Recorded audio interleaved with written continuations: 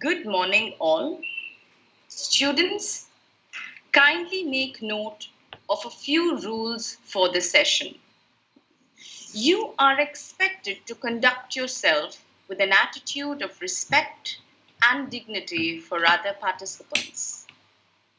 Please keep your responses, reflections, or questions brief.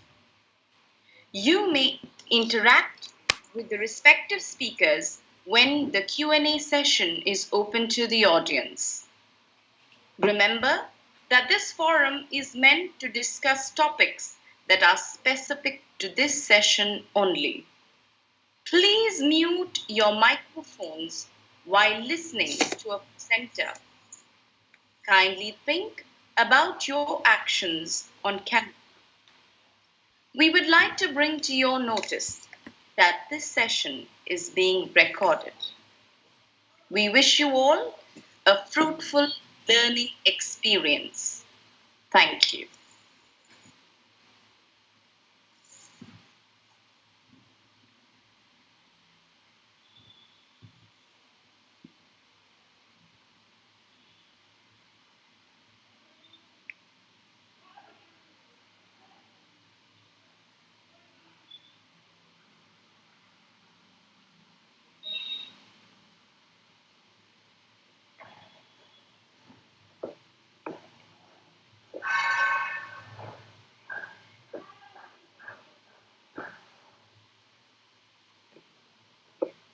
Respected Director Father Praveen Hridiraj, respected Principal Dr. Pratima Prabhakar, respected Vice Principal Mrs. Colleague, and all the faculty members and students. I, Shazia Sheikh, student of third year LLB, extend a warm welcome to you all to this new academic year at St. Joseph's College of Law. It is my privilege to welcome you all to the first event of Moot Court Society 2020-2021. Today's workshop has been organized to introduce you to moot courts and the art of mooting. Moot court is an integral part of law schools across the globe. Every law school organizes moot court competitions, inviting students from all over the nation and sometimes across boundaries as well. A moot court competition simulates a court hearing in which participants analyze a problem, research the relevant law, prepare written submissions, and present oral arguments. At SJCL, we give immense importance to a holistic development of every student. And to ensure this, within a span of few years, SJCL has established a considerable amount of resources to aid students hone their skills.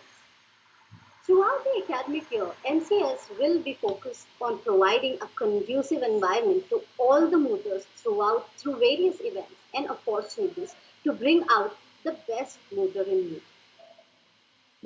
Students, kindly note, at the end of each session, an attendance form will be circulated. Students are required to fill the form within 10 minutes. With this, I now invite our director, Father Praveen Hridiraj, to address the gathering and declare the MCS open.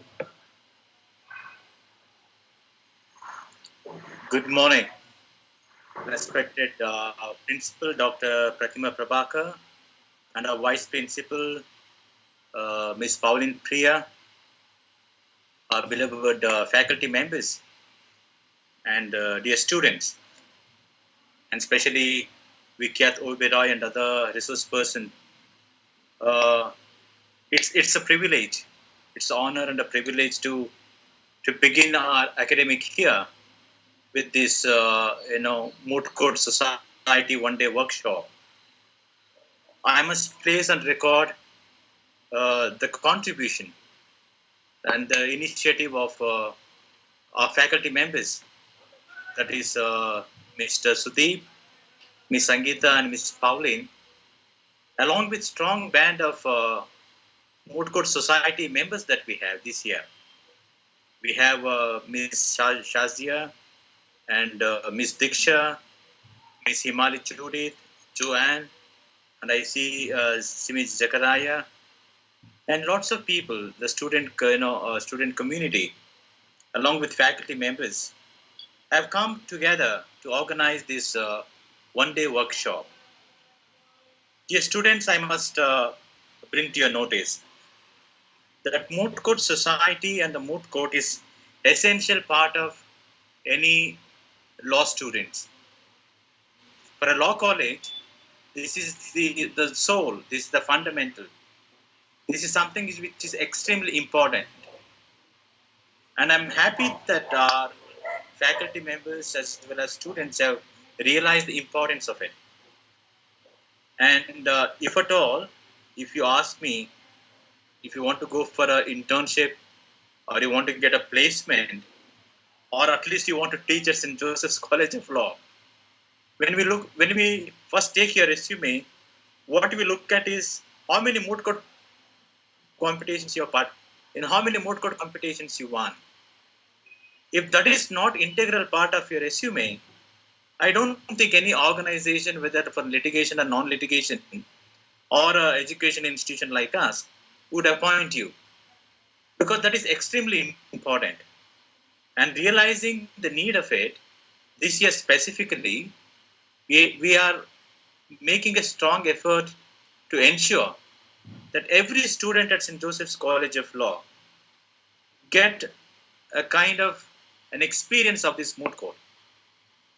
And from my part, from the management and the faculty, I assure you that the full support and cooperation and all the required facilities and infrastructure would be provided to every aspiring student who wants to get into this moot court. And we shall make it sure that whatever the facilities and the resources that you require, we shall provide without any hesitation.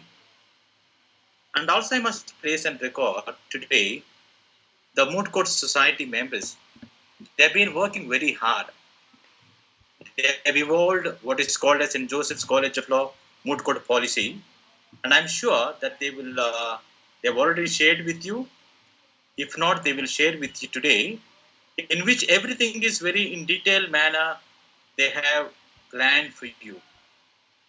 The content of the policy, I just got what are the objectives of it, what is the composition, tenure, how to select, how they will be working, and how they would be selecting students, and what are the rules that they have, allotment of national moot court competitions, post allotment, and allocation of moot court funds, etc. Now, this is just to show you how the moot court society is very serious with respect to conducting these moot court competitions. And I want each one of you to take active part in this workshop today, because this is extremely important. The analogy is like this. You want to become a good surgeon, but you are not interested in doing any surgery. You want to become a great advocate, but you don't want to get into moot court society and participate in it. It doesn't go well with it. Therefore, I request each one of you to participate actively and to learn the basic skills and the methodology and the procedure with respect to moot court and how to participate in it. Now, let me remind you, this workshop is not optional. It is compulsory for all of you to participate. And only those who participate in this workshop, you will also get your attendance. Therefore, it's not only the e-certificate that you receive, you also receive your attendance. Therefore, I request you to participate with that spirit, not for the sake of attendance, but realizing the worth of it. And once again, I congratulate the Moot Court Society, the student body, as well as the faculty members. And I feel greatly privileged that they have come forward to organize this particular program for you. And my special thanks to all the resource persons, especially to Mr. Vikyat Oberoi. Then we have Rego and rest of the others, those who have come forward to help us. And I wish you a fruitful workshop. May God continue to bless us so that this type of workshop may help us to realize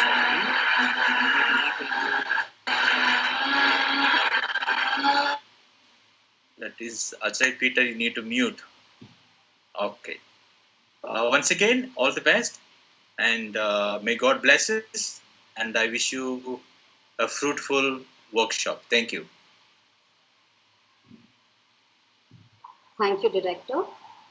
Well, MCS would not have been what it is without your support.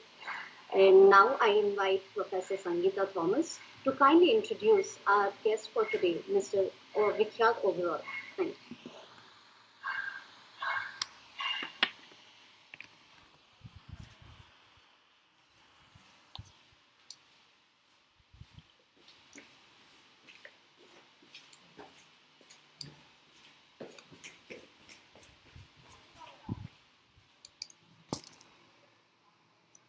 Good morning, everyone. Good morning, everyone.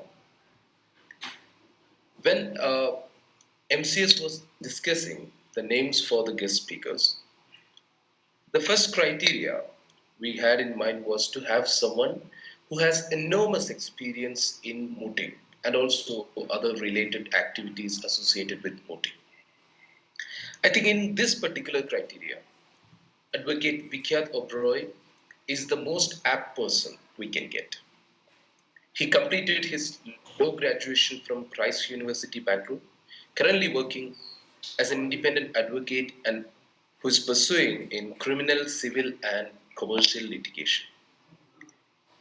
He also has experience working with some of the leading law firms in the country. During his bachelor's in law, he has participated in several moot court competitions, including the most prestigious 58th Philip C. Jessup International Law Moot Competition that held in the year 2017. He has also won several prestigious moot court competitions organized and conducted by national universities. We are thankful to him for taking the time out of his busy schedule to attend this function. We hope that the students will be able to seek inspiration and guidance from his thoughts. Once again, I welcome Advocate Oberoi to the function. Thank you. Over to you, sir. Thank you so much, Mr. Sudhir, for your kind words. And also, I would like to take this opportunity to thank respected Director Father Praveen, also respected Principal Pratima, respected Vice President Priya, and also all the faculty members and student coordinators for giving me this opportunity today. I hope I'm audible to everyone because I cannot really see any one of you. But may I start with how I struggled in litigation for the first initial years and the first initial months actually. And it is those days which will tell you about my experience, why mooting for me was important. And therefore, I'll be able to explain to you why mooting would be important for you also. Now, I remember 6 months down the line when I had just joined litigation in Delhi. I was working under three advocates, and they were also pretty young and they're also doing quite well. But it had been 6 months that I did not get one opportunity to argue before any courts because most of the clients are wanting the persons, the seniors whom they have engaged to argue. So the junior advocates do not get to argue much initially unless you have your own clients. So it had been 6 months that I had not got any opportunity. And suddenly, before Justice Gaba, I suppose, in the Delhi High Court, my senior was supposed to be reaching at 10:30 and the matter was supposed to be starting at 10:30 dot. For some reason, he could not reach. And so Justice Gaba asked me to start the arguments.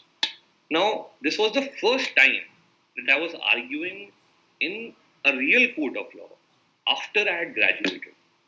And it is for the first time that I got the opportunity to address the court. And when I started my arguments, I had forgotten that I am here to take a stay. I started arguing as if I'm here to do final arguments. I argued for 20 minutes, and after 20 minutes, Justice Gaba stopped me and he said, "Young man, you may have your stay." And at that moment, instead of being happy, I started crying before the court. And the reason was not that I got a stay.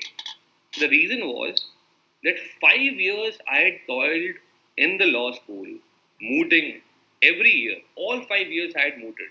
And I thought I'm going to make it big when I entered the Delhi circle, etc., etc. And I wasn't getting one opportunity.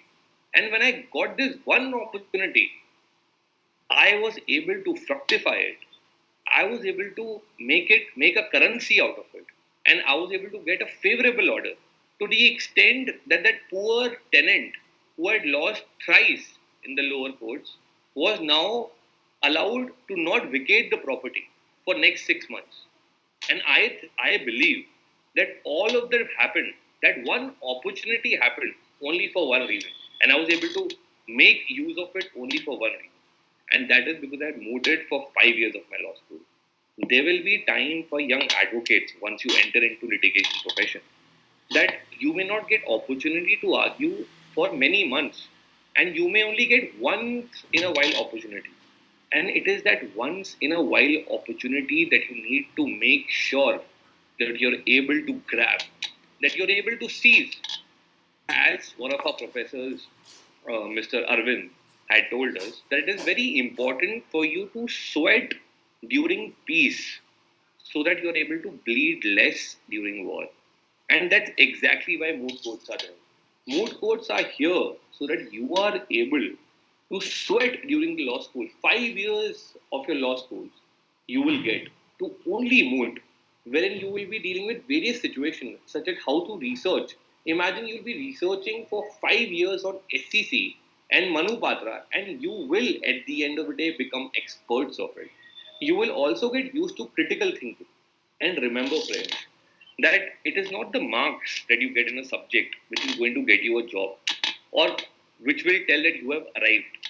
It is your arguments and your critical bent of mind which is going to make sure that you will make it into this profession. So it is very important for you to make sure that whenever you get opportunities before the real court, you're able to fructify it, you're able to seize it, and the seizing will not happen in a day. You cannot come out of the law school and being given a file of 1,000 pages, you get 2 days to prepare and you have 10 propositions.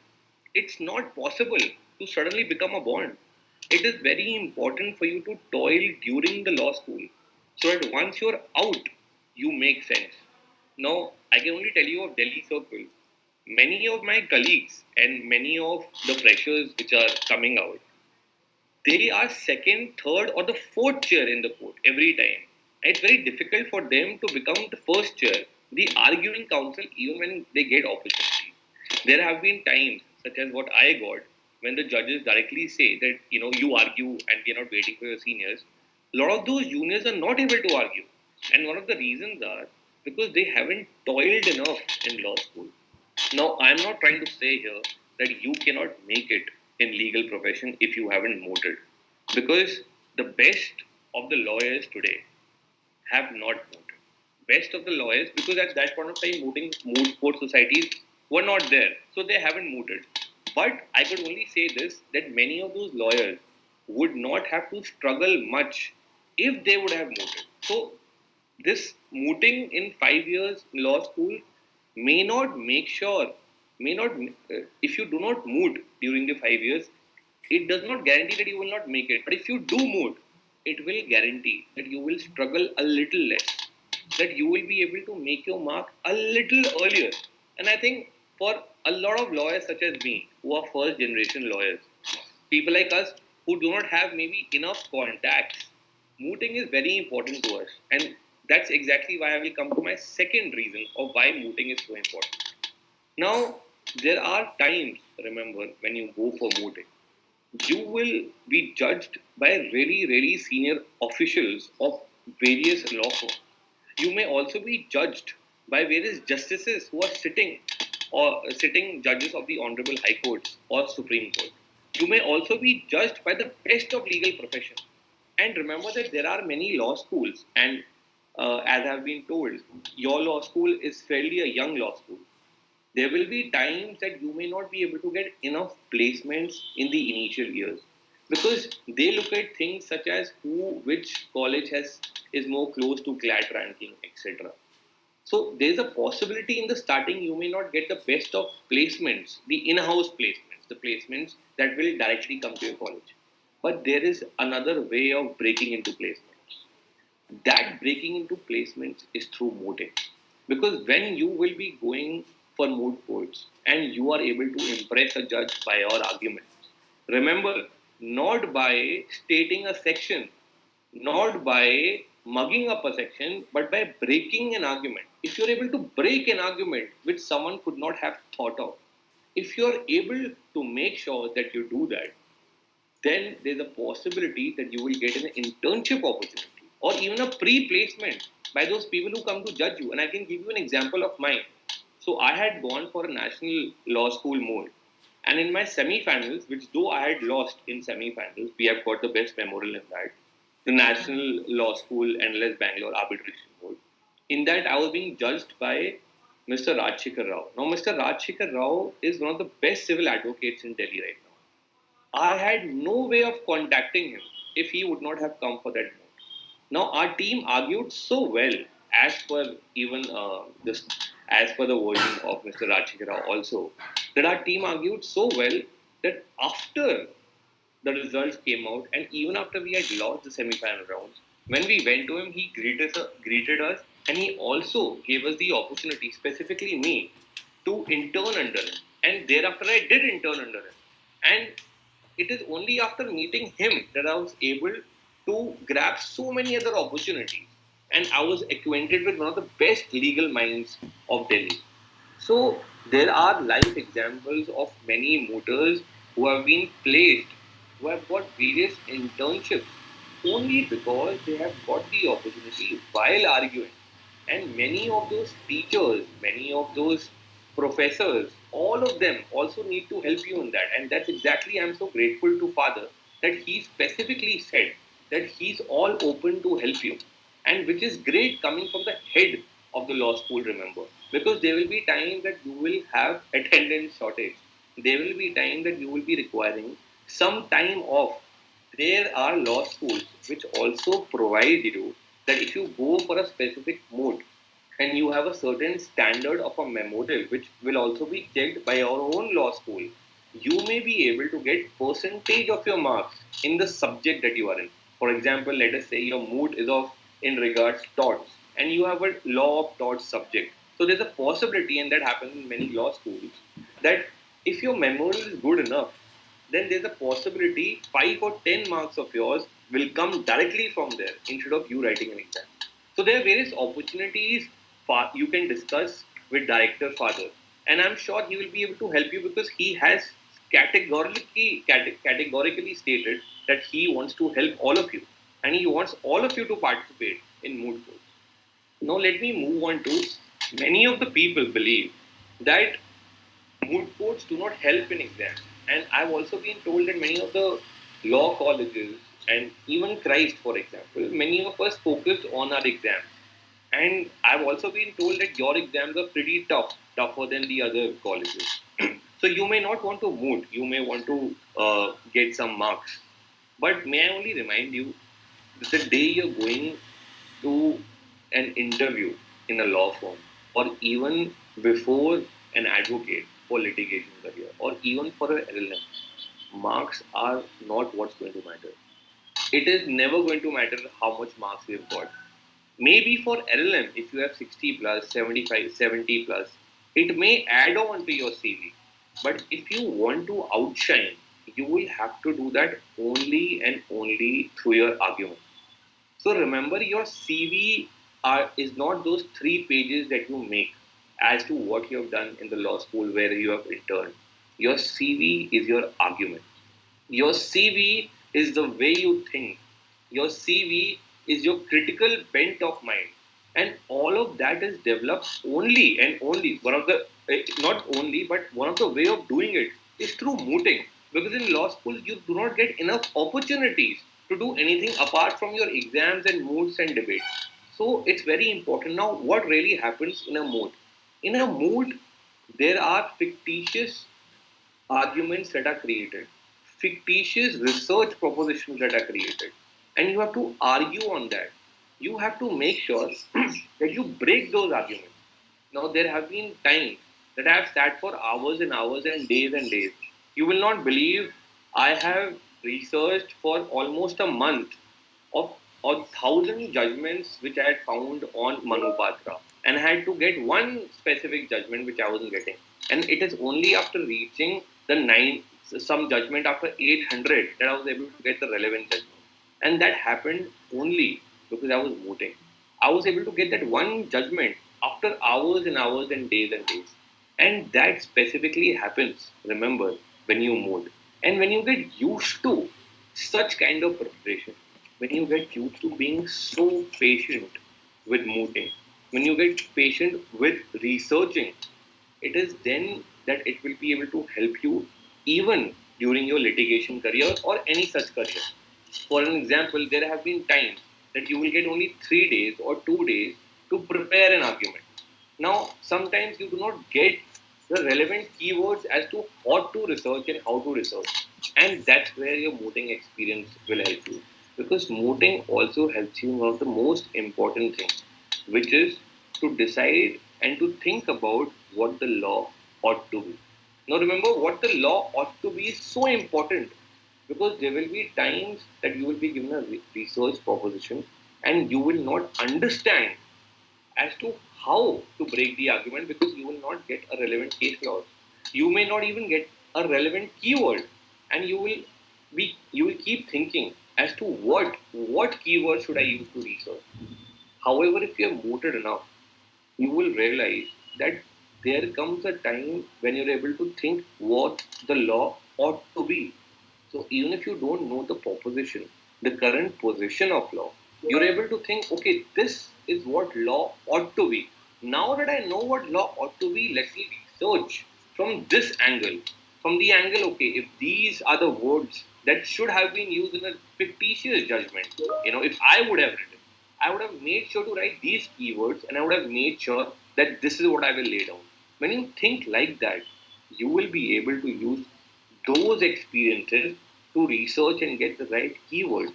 And therefore, it is very important for you, as I said, to get used to thinking as to what law ought to be, and what law ought to be only comes.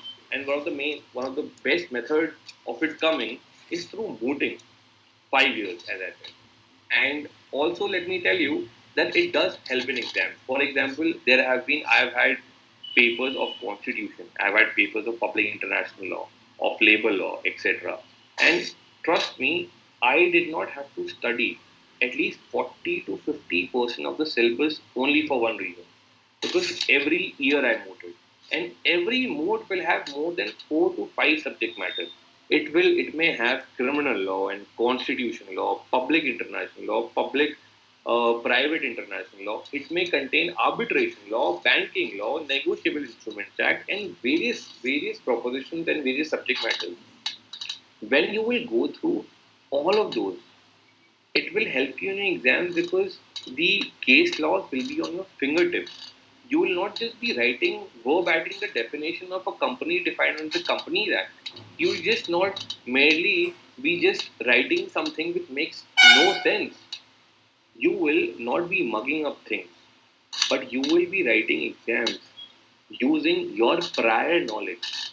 And at that point of time, you will not be stressed enough for your exam. And you will not be stressed because you have toiled and you have done a lot of hard work during the mood. And therefore, those case laws become handy to you. You start thinking as to what law ought to be, you will be able to write your answers very easily because you will be able to solve difficult principles, difficult research propositions because you have motive. So, therefore, I would really request all of you to mood. Now, there's also a lot of people say that mood code is nothing but it is fiction and therefore it does not really help. Now, yes, it is fiction. When it comes to its mannerisms as to how to address code, maybe it is a little fictitious. When it comes to procedure, yes, it is again little fictitious because in real world you have adjournments and one case goes on for years and years, and in the mood court you are directly arguing the final case.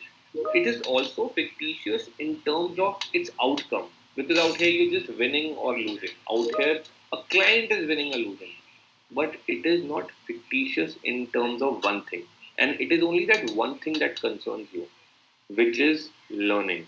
It is not fictitious in respect of your learning. No matter what happens, at the end of the day, if you moot, and mooting requires, for example, you will be given a moot problem for at least 2 to 3 months before the moot court competition. For let's say for 2 months, you're only toiling and you're only researching, and every day of your life, the only thing that you do is think about that very moot. And when you do that, there's so much learning that's happening. You're reading hundreds and hundreds of judgments. You're reading so many books. None of that goes to waste. None of it will ever go to waste, and I can guarantee you today, because everything that I've done in law school, especially during the mooting time, it makes sense to me today. Today, if I come out, when I had come out of the law school, I was thankful that I had an edge over many of my colleagues. Though many of my colleagues are brilliant and much better than me, but I was able to research and give my seniors the right case laws at the right time. I was able to think beyond the books. I was able to even help my seniors think a proposition which they had not thought. Now, I will not be able to do, I would not have been able to do all of that if I would have just mugged up few things in the exams and written it and gotten a grade. I was able to do it because I started developing a critical bent of mind. And once you develop a critical bent of mind, you will make it. Now, there are various law schools from where a lot of students are wanting to get into litigation. However, when they do get into litigation, initial years, especially initial months, they have no clue as to what is happening. And they are not even able to help the office as much. But imagine 5 years. All you have done is researched, all you have done is argued. All you have done is you have been ridiculed before a judge and you have ridiculed a colleague arguing. Imagine you have been criticized and you have criticized arguments. Imagine toiling for 5 years, and when you come out of those of that law school, you will not merely be a fresher. You will be an advocate with 5 years of experience, and that 5 years of experience makes sense. 5 years, if you have toiled doing things like mooting, you will be able to help your seniors initially at such a pace that you will be getting more work. There are incidences that only because of few research propositions that we have won few cases. And that, let me tell you that, of course, you can learn the skill of research also without mooting. Of course, you can. But remember that you will be researching without a proposition, and there will be no one to test you, and there will be no one to criticize you on your face. There will be no one to judge you on your argument. But when you moot, there will be people who will criticize you for your bad argument. There will be people who will counter your argument, and you will get the opportunity to counter the counter. And that will really help you in the initial years when you're going to start, let us say, your litigation career or any other career in any of the fields. You will be able to make sure that from the initial start itself, you make sense. You will be able to say to the world around you that you have arrived, and you have arrived with 5 years of experience. And let me also tell you, as a respected director father has also said, that many of the professionals, many of the law schools, and even the law firms, or even many chambers and LLM do look into whether you have mooted or not. Now, again, I am repeating, I am not out here stating that you cannot make it in the profession if you haven't mooted.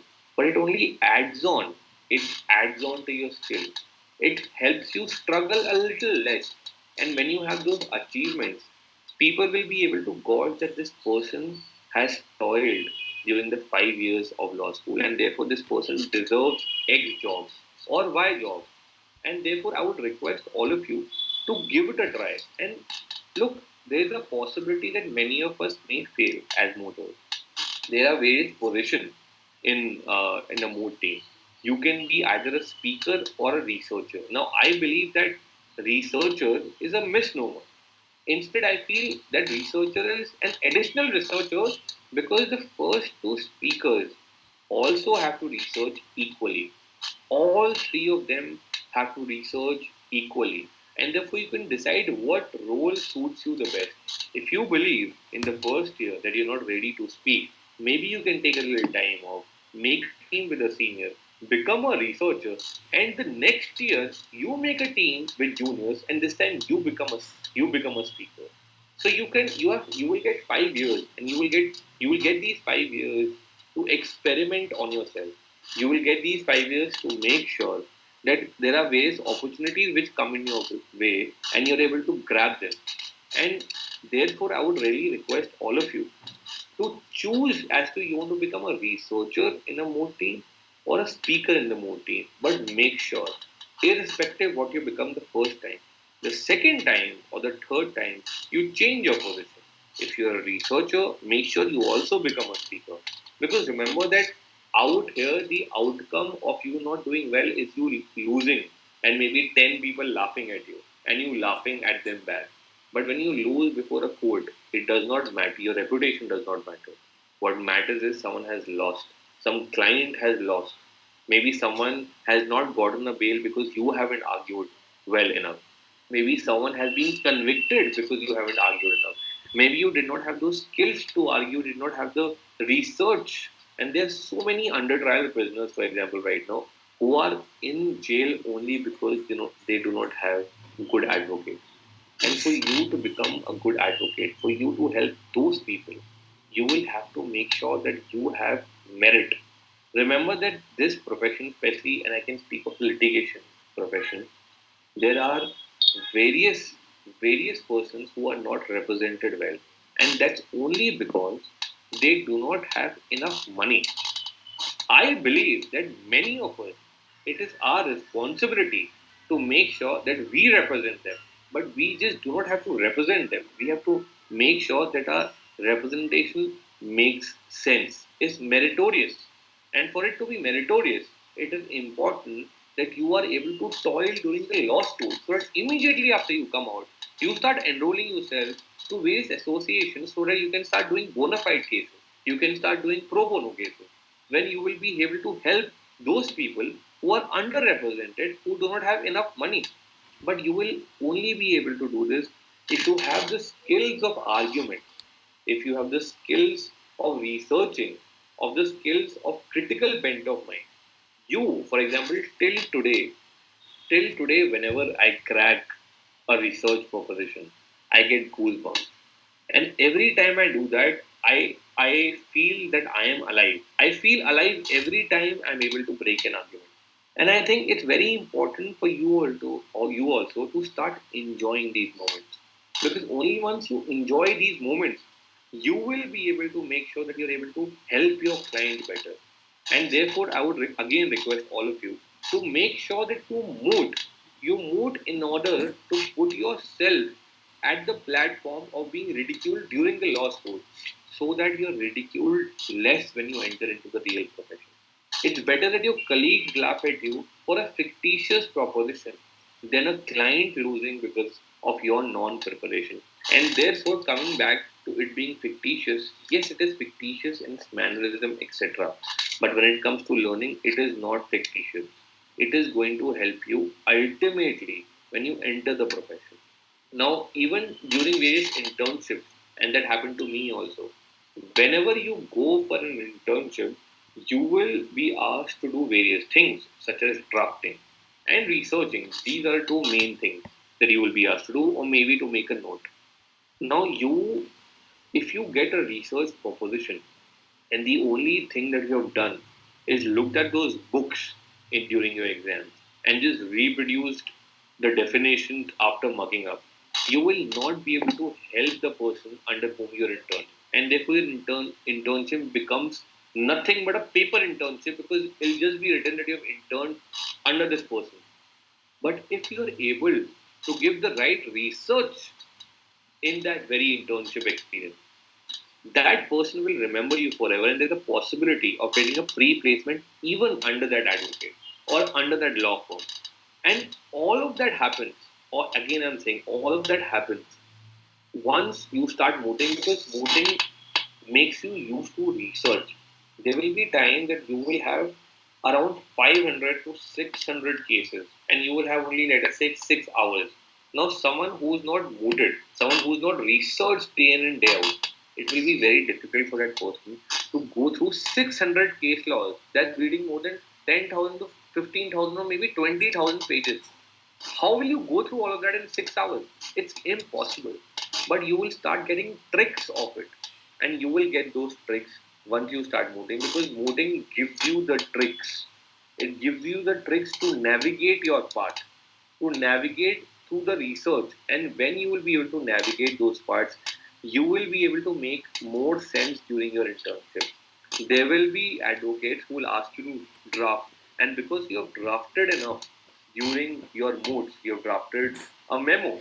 That memo making will eventually help you even in your drafting of planes or suits or petitions or replies or WS or leaves that you will be seeking, etc., or an SLP. All of that, all your drafting which you are going to do will help you. So many of the law schools, such as Christ, for example, start from where I am, had its drafting sessions in the fourth or the fifth year.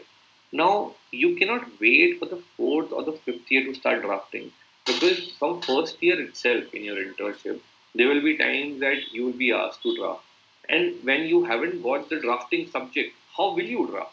And if you're just the only thing that you're doing out there is struggling, then you're not really helping that office. And if you're not really helping, no one cares for your existence. If you want someone to care for your existence, you need to be excellent. And I said excellent in this profession is not 73 or 80 out of 100. It is your critical bent of mind. It is how are you able to break an argument which could not have been broken by many people after years. You're able to break them because you have thought about that proposition for one full month, and then you're able to break them. And that's what I'm exactly asking you to do. I'm asking you to get used to developing, used to breaking arguments. And the breaking of the arguments do not happen when you look at a book and give an exam. It happens when you're put at the platform and you're asked difficult questions. You are asked as to this judgment goes against you. What do you have to say about it? Now you will be forced to distinguish that case. You will be forced to give reason as to why that case is not applicable to you, even though the whole of the case is against you. And it is at that moment that you will think as to what reasons could you give to distinguish a case. And when you're doing that again and again, again and again, again and again for 5 years, it'll all make sense to you. And that's exactly what happens. Many of us are not avid readers. So since childhood, many of us have not read. So you may be seeing that after joining law schools, many of us start reading. And it may take like a month for a person to finish a novel, but it may take just 3 days for another person to finish the same novel. And the reason is that that person has read since childhood or since the age of 5 or 10 or 15 or whatever. And we have started reading just now. The same logic applies even to the litigation career. Of course, you will be able to research once you go to the law school. Of course, you will be able to draft.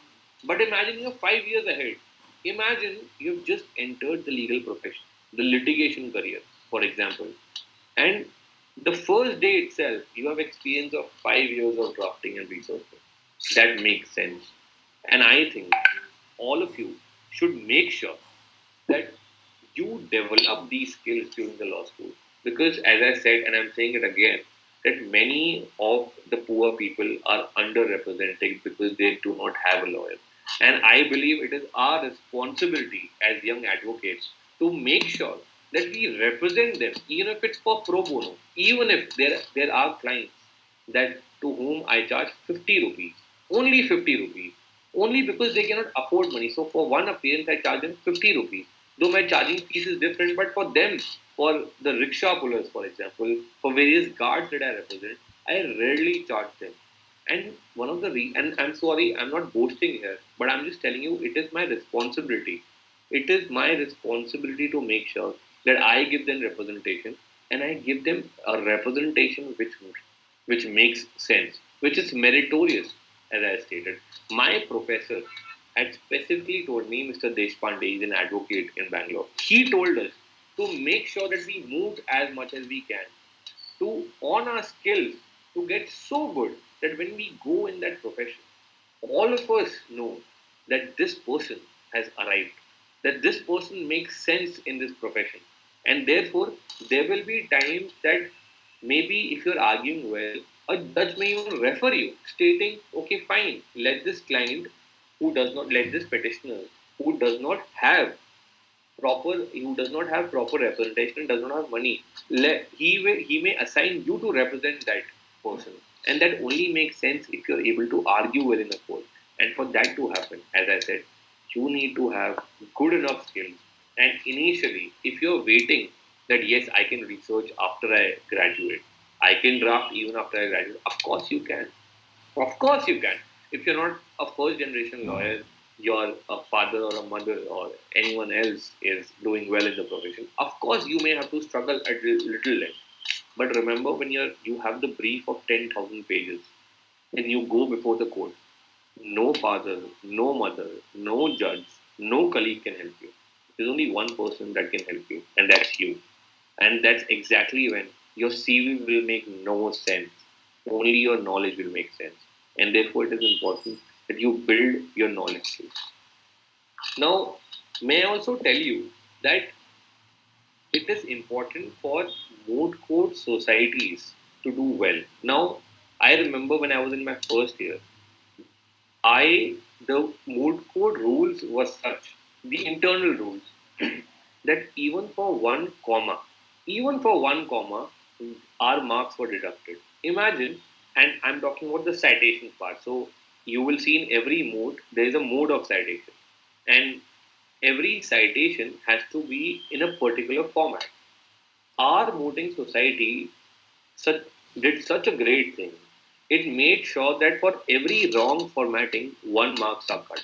So there were people who had marks in minus. Imagine 100 citations and all of them wrong. You already have a minus 100. And that made sure that all of us became so good in citation. All of us, all my colleagues are so good in a citation, in using blue book format, for example. And the reason is because our law school moot court society was able to make sure that they are grilling us at this moment itself. So it is important for moot court societies to have the best of rules for the internal round. Make sure that you are very, very strict with everyone, but also make sure the moot court society, when I talk about the moot court society, I'm talking about the organizing committee, which will organize the moot. Make sure that you are very, very, very transparent, that you are here to make sure that people get the right moods. Because remember that many of those people will make a career out of it. And therefore, it is very important that the moot court society is running very fairly, in a very transparent manner. None of the members are wanting to get a better mood, saying that I am a convener, therefore I should be getting this mood, and therefore doing some corruption activities. And I'm not alleging that this will happen. I'm saying that I've seen this happening in many of the mood court societies in various policies.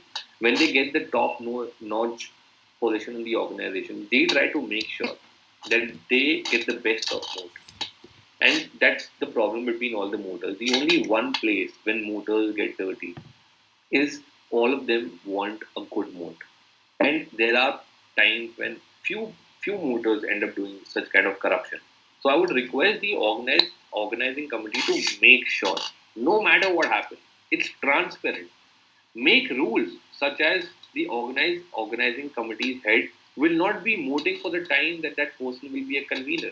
Make such rules, but also make sure that the conveners, that the organizing committee is full of mooters. It is not full of people who can organize only. Of course, you need people who are good at organizing, but you also need people who have mooted, because only a mooter will be able to sense the heartbeat of another mooter. I did not moot in my fourth year, half part of my fourth year. And the reason was because I was so tired mooting. I wanted to take a rest for like one semester. Even though I was not in the organizing committee, I made sure with many of my colleagues to give classes to juniors who have not mooted and tell them as to how to moot and help them learn how to research on Manupatra and SCC. So even though I was not part of the committee, I and many of my colleagues helped a lot of juniors. We helped them to hone their skills, to better their skills. even though you're not part of the committee. So let me only tell you this, that it is very, very, very important for you to moot. You may make it into the profession irrespective you're mooted or not, but you will be able to arrive better and struggle a little less if you are mooted. So with this, I would like to wind up, and I would like to thank everyone for the opportunity. And I'm so sorry if I have bored any one of you. But if there are any queries, you can always let me know. You can also take my number or email ID from Ms. Sangeeta Thomas, your professor, if you have any queries with regards to mooting. And if you ever want a moot coach also, I'll always be ready and ready to help you and assist you. Thank you.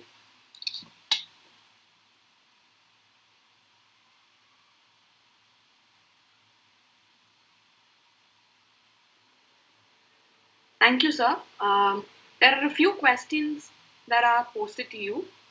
Um, so, one of the questions that have been posted is, sir, when it comes to, it's been asked by Shreya Devdas. She's a first year student, and she's posted the question. So, when it comes to getting into law firms for litigation, does the college you went to matter, or experience like internships, moots, research papers, etc. matter? So I'll tell you what matters to them, and I will also tell you what ought to matter to them. It matters to them where you have interned before. It matters to them, and it does. I'll be very fair, and I'm not going to lie to you. To them, sometimes it does matter that what law school you are from. And that is exactly what I said, that there will be hurdles for you to enter into the right law firm. Only because you're from a specific law firm, you're from a specific law school, or your law school is quite young, so you haven't made it yet.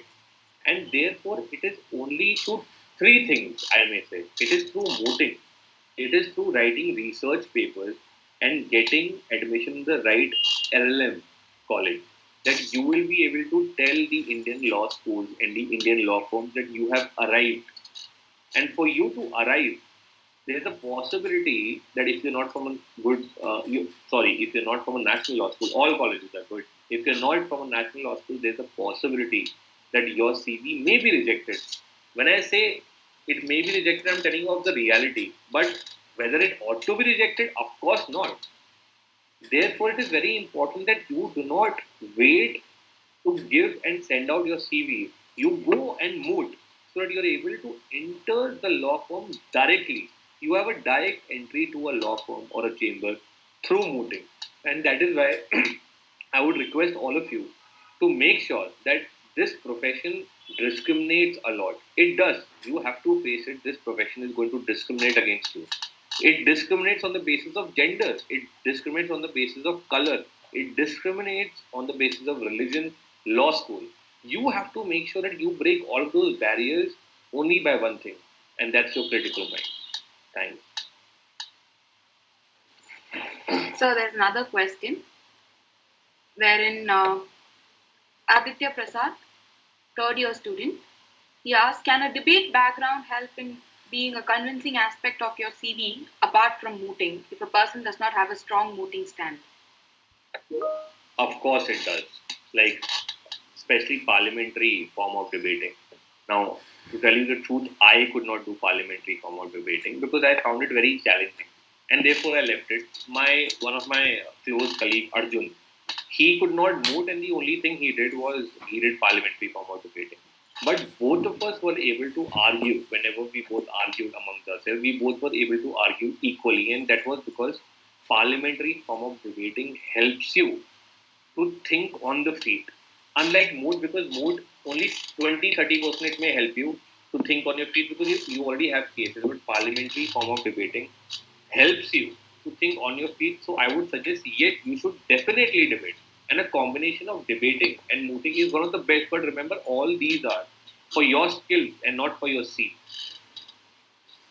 Okay. Sir, there are also 3 year students that are here. We have the LLB course. So, one of the questions that is posed by one of the third year students is, So, for those who are in the 3 years course with so much diversity in age group, educational background, etc., I would like to give some extra tips to them with regard to the aspect of mooting as well as other aspects. Okay, so the interesting part about this profession is that it does not have an age. It does not have an age barrier. I have one of my seniors, the last senior that I worked with. He entered this profession at the age of 30. There have been people who enter late, but they do great. And therefore, I would request that it does not matter what age you are from. Make sure that you moot and make sure that you have fun, because at the end of the day, it does not matter what your age is. What matters is how much you have read, and that's all I think that matters. And I do not think that it will matter that you are 25 or 30 years old and you're doing a 3 year course. But I'm not sure. I'm just not sure whether 3 year courses also get the opportunity to move, because I know of a lot of good moves which do not include students from a 3 year law school, and I think that's wrong. And I believe that all of you should make sure that you write letters to such law schools to include even 3 year law schools, 3 year course students, so that you are able to help yourself and even the people and students who will come after you. So you will, of course, have to help yourself and arise here, because this profession does discriminate. But if you make sure that you write letters to these law schools, they will organize modes and they will take into consideration you also. Okay, thank you, sir. Sir, another question is with regard to these specific times of COVID situations wherein we have a limitation on the number of books as well as resources that are available to students as such. One of the questions that is posted by a third year student, Ronak, is how do we create a good memorial with proper facts and arguments with limited resources in the internet and books? Look, there are two ways of making a memorial in terms of research.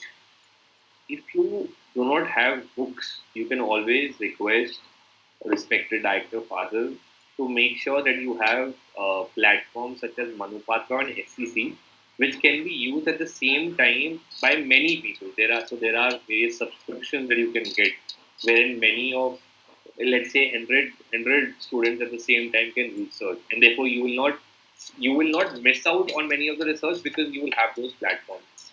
But if you're taking some time to get those platforms, there are engines such as India Kanun. Now, of course, India Kanun may not be the best of the search engines when it comes to downloading the judgment, but when it comes to researching, those engines such as India Kanun has more case laws than any of the case laws available at Manu Patra and SC. Therefore, you can make use of that. You can also make use of, and that's what I had told you before, is to decide what the law ought to be. So if you have mooted enough, if you have thought enough, even if you do not have a case law, you can talk about what the law ought to be, and therefore you will be able to develop your arguments like that. And remember, there are also Google books available, not freely available, but sometimes there are available, and there are other websites also which illegally give those books. I don't think so that will be right for me to talk about those websites, but there are enough websites and resources out there for you to get it. And one more thing, you can also do one thing. Another way of doing it is take help from the colleagues of different law schools, and that's what I did. And may I take this opportunity to even tell that I have mooted with Miss Sangeeta Thomas, and both of us had gone to NLS Bangalore to get few books, and therefore you can also ask your colleagues at different law schools to give you photos of those books which are not available either at your law or either with you at your. Okay. Thank you, sir. There's another question that has been posted by a second year student. So, does mooting in India differ from mooting outside India? Because barrister exams require to co-curricular activities which includes mooting. So, would mooting in India be advantageous at such situations? So mooting in India and mooting outside is the same when it comes to international moot. So remember that there are national moots in India and international moots. The international moots, usually for example the NLS IU international moot, all of them follow a similar pattern. And remember, all actually similar patterns to the mood that are being held outside in different countries. For example, you can even take the example of Jessup. In Jessup is held all over the world, and Jessup held in India is the same as Jessup held outside. Therefore, if the pattern remains the same, and remember that you are not here to grab and learn the practices in terms of its mannerisms or the procedure. Why should it matter to you what the procedure of the court is? What should matter to you is what is the substantive law. If you're not interested in national laws, that's fine. You can do international modes. You can even go outside India, and they will call you. So, and as law schools, I would also suggest that whenever a good moot court competition comes out, and you have not been invited, request that law school to even invite you. You are a young law school. There's a possibility you will not get an invite. It does not matter. You have to be proactive about it. So yes. Thank you, sir. Another question that has been posted is by a first year student. Sir, what do you have to say about specialization in particular fields of law for our generation, as those lawyers who have specialized themselves in particular fields back then have now reduced their practice as they cannot take up their matters now due to specialization in just one law field? Okay, so firstly, I believe it's a matter of luck. Whether you end up, like for example, I wanted to make sure that I do criminal law, but today I'm doing criminal civil commotion. Because if, let us say you're getting a client who's paying you 1 lakh rupees per appearance in a civil case, you're not going to say no just because you do criminal cases, unless of course you have enough criminal cases. So I would not suggest you to restrict yourself to only one topic. So if you love certain subject matter of law, make sure that you pursue it no matter what happens. But if you do not love, if you do not have passion for one particular kind of subject matter, if you have love for all the subject matters, for example, I love all the damn laws. I'm interested in everything except tax law. So therefore, I make sure that I am getting cases for everything. And remember that there have been times when I have gone to a criminal court and I have been put questions of civil law. So I would only suggest that do not see what is the requirement of the market, because the requirement of the market changes. See what is your requirement. See what gives you goosebumps. See what makes you feel passionate about things. Don't see what the market results, because market keeps changing. Today with the post time, the market has totally changed. So I would only request you, do not go as per what the market wants. Go as per what your heart wants. Okay. So there's a very specific question to you by a first year student. So since we are in Karnataka, do they encourage arguing in Kannada in actual courts? So in Bangalore, Bangalore is.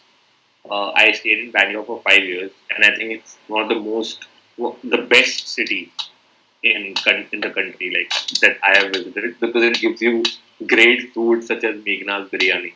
So I think Bangalore is the place to practice, because it also does not have so much uh, running around as much as Delhi or other states, because it's little so when it comes to litigation. However, the lower courts in Karnataka allow you to argue in Kannada, and that's one of the reasons why I'm not practicing in Bangalore today, because I wanted to practice in trial courts, and in trial courts always the language of that particular city is used.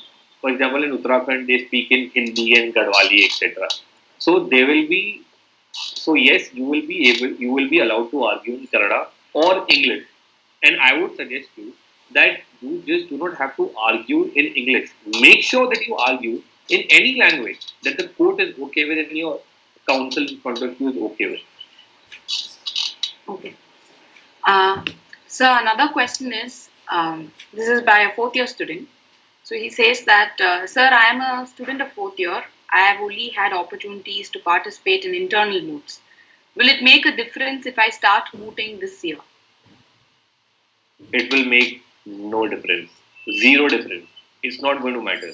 Instead, I think you have experience of 4 years, and you will be able to use those 4 years of experience now. So I do not believe that you should not moot, and I do believe that you should start mooting from now itself, no matter what happens. And it is not going to hamper at all. And what problem can it bring? You will just lose a moot. How does that matter? What matters is that you're getting better every day. Okay. So the last question that we have is, so if we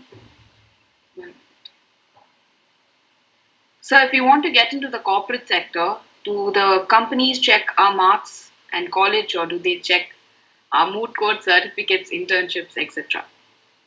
I think Miss Sangeeta will be a better person to answer you this because she's worked in a corporate firm for some time.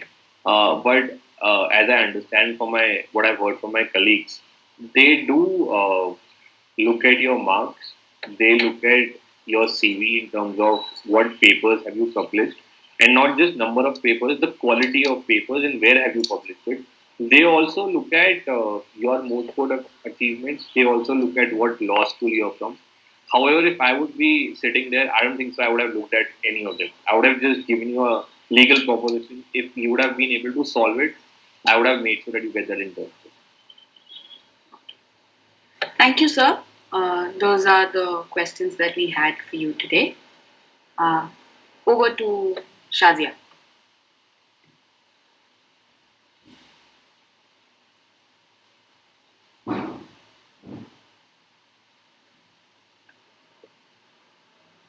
Thank you, sir. That has been one of the most informative sessions we have had, and we're glad we had you over for this session because the knowledge that you have passed on to our students, I'm sure, has definitely encouraged them already. So thank you so much, sir. I now invite Diksha Gar to deliver a vote of thanks. Good morning to all watching us. I'm Diksha Gai from the fourth year BLLB. On behalf of the Mooting Society of SGCL, I take this opportunity to extend our gratitude to Advocate Vikhyat Oberoi, who, despite his busy schedule, took time to address us on the importance of mooting. Sir, your personal experience would definitely come handy for us when we enter the world of mooting. I would also like to thank our director, Father Praveen Hridayraj SA, and our principal, Dr. Pratima Prabhakar, for their constant support and guidance at each stage of the event. The event would not have been possible without the help of the faculty coordinators who helped us put together and structurize the entire workshop. As has been stated by Advocate Vikhyat Oberoi and our director as well, the importance of a moot court society in the life of a law student and in a law school is similar to that of a limb to a body. As students of law, opportunities such as moot courts allow us to have a real feel of the legal world. That being said, we have a host of interactive activities prepared for all our students today, and we hope all of these activities have shed light on the various facets required, various facets of the skills required for a mooter. Also, for all the students, the attendance forms have been rolled out, so kindly fill in the forms as they are time bound, and will be open for about 10 to 12 minutes, after which you would not be able to secure attendance for the session. Thank you all.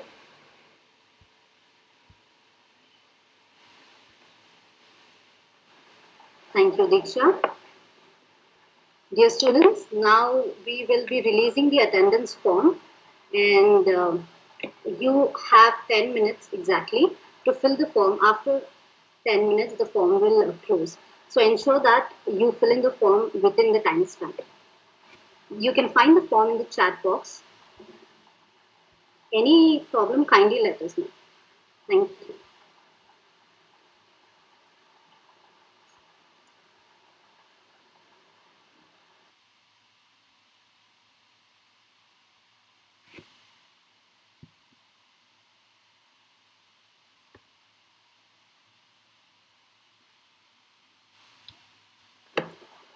We have come to the end of the first session. We will have a break until for the next 15 minutes. You may join the next session after 15 minutes.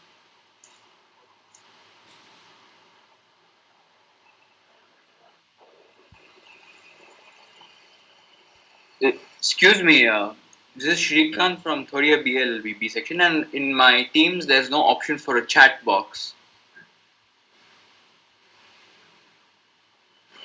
Shrikant, you can text me personally. We'll look at the issue. Thank you.